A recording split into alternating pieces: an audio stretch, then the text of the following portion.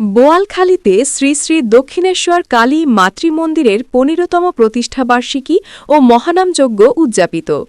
SB news 24 টিভির সাথে আমি আছি নাসরিন সুলতানা। প্রতিনিধির পাঠানো তথ্য ও ভিডিওচিত্রে এবার বিস্তারিত সংবাদ।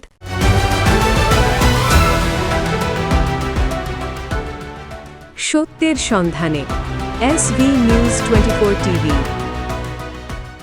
চট্টগ্রামের বোয়ালখালী উপজেলার আমুচিয়া ইউনিয়নস্থ শ্রী শ্রী দক্ষিণেশ্বর কালী মাতৃমন্দিরের ১৫তম প্রতিষ্ঠাবার্ষিকী উপলক্ষে ৩ দিনব্যাপী মহতী ধর্মসভা, সাংস্কৃতিক অনুষ্ঠান ও অষ্টপ্রহরব্যাপী মহানামযজ্ঞ যথাযোগ্য ধর্মীয় মর্যাদায় সম্পন্ন হয়েছে।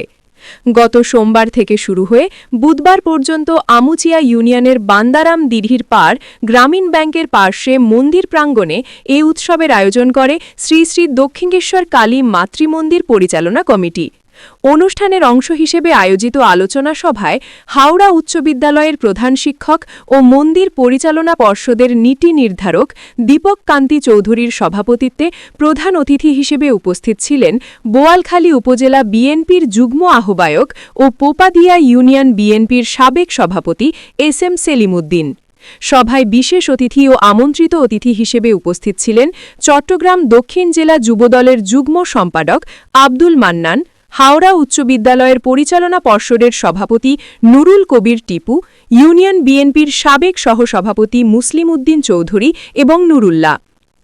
অন্যান্যদের মধ্যে আরও উপস্থিত ছিলেন ইউনিয়ন যুবদলের সাবেক সাধারণ সম্পাদক শফিক সওদাগর, প্রবাসী এস.এম. সাজ্জাদ, মহানগর ছাত্রদলের সাবেক যুগ্ম সম্পাদক হোসেন আরজু, যুবদল নেতা মোহাম্মদ আজাদ, মোহাম্মদ শিবলু, মোহাম্মদ কাশেম এবং ছাত্রদল নেতা মিনহা প্রমুখ।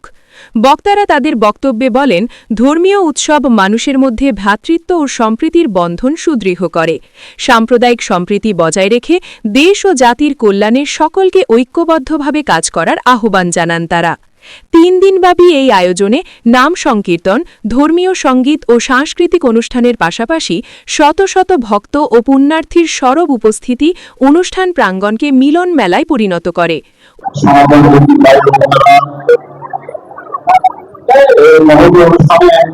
আমাদের মূল্যবান সময় আমি আমার সবার থেকে